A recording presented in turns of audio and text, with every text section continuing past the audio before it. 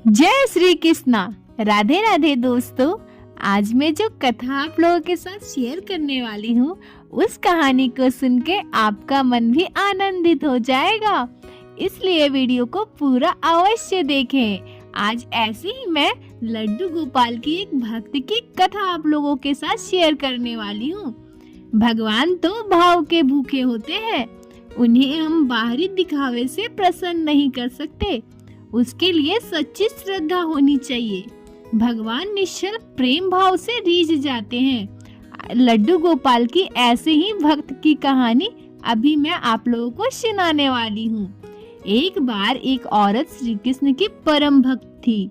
उनके पास लड्डू गोपाल का विग्रह था, जिसे वह हर रोज सेवा करती थी। एक बार तीर्थ पर जाने के लिए उसे 1 माह के लिए घर से दूर जाना था। उसने अपनी बहू, जिसकी अभी नई नई शादी हुई थी, उनसे कहा कि मेरे तीर्थ पर जाने के बाद तुम लड्डू गोपाल की सेवा करना। बहू कहने लगी, ठीक है माँ जी, आप मुझे विधि बता दो, मैं पूरी श्रद्धा भाव से उनकी सेवा करूंगी।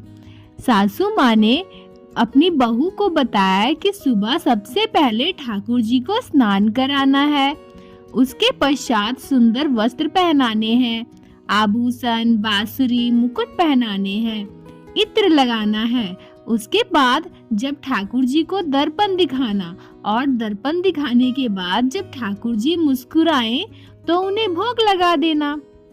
बहू ने हामी भर दी तो सास भी निश्चित हो गई।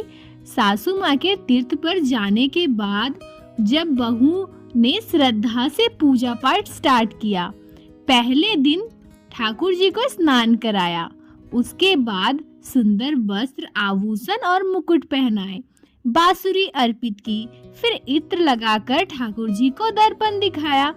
उन्हें याद आया कि माँ जी ने तो कहा था कि ठाकुर जी का विग्रह मुस्कुराते हुए दिखे तो उन्हें भोग लगा देना, लेकिन उसे लगा कि ठाकुर जी का विग्रह मुस्कुरा नहीं रहा है। वह सोचने लगी कि शायद ठाकुर जी को मेरा श्रृंगार पसंद नहीं आया, इसलिए वह मुस्कुरा नहीं रही है।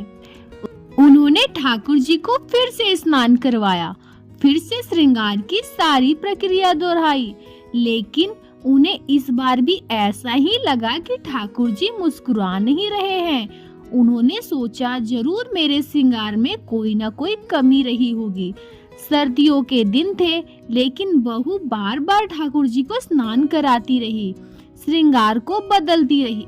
आखिर में कई बार यह प्रक्रिया करने के बाद उन्हें लगा कि ठाकुर जी का विग्रह मुस्कुरा रहा है। 1 महीने तक लगातार वह ठाकुर जी की सेवा करती रही।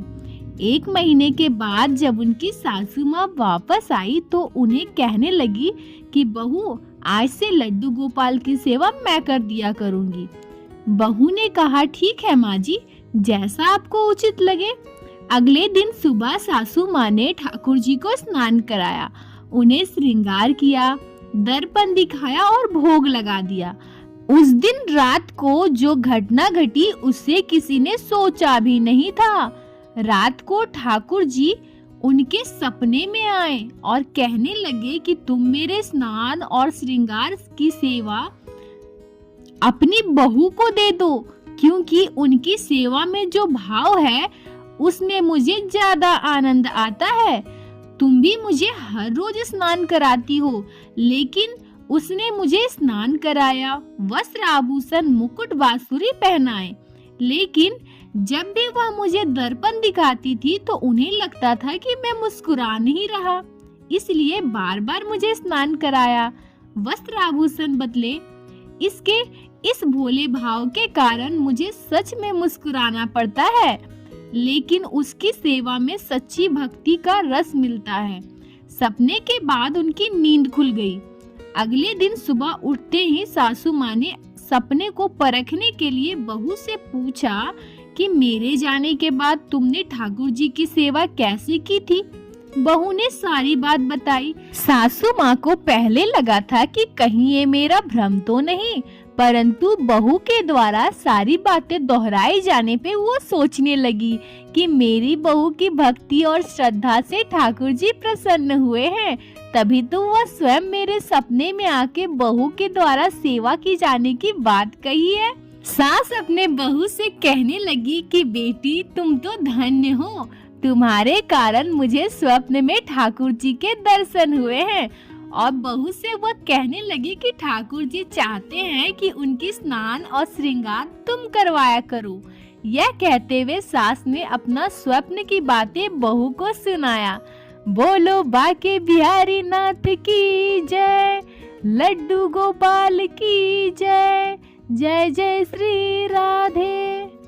इसलिए तो कहते हैं कि भगवान की सेवा सच्चे भाव से करनी चाहिए, क्योंकि वह सच्चे भाव पे रिश्ते हैं, बाहरी दिखावे पे नहीं। तो दोस्तों, आप लोगों को आज की ये कथा अगर अच्छी लगी हो, आपके दिल को छुई हो, तो कृपया वीडियो को लाइक करके अपने दोस्तों को जरूर शेयर करें और चैनल को सब्सक्राइब कर ले, ताकि इसी तरह से श्री बाके बिहारी श्री लड्डू गोपाल की लीला कथा आप लोग हमारे चैनल पे सुन सके। राधे राधे दोस्तों।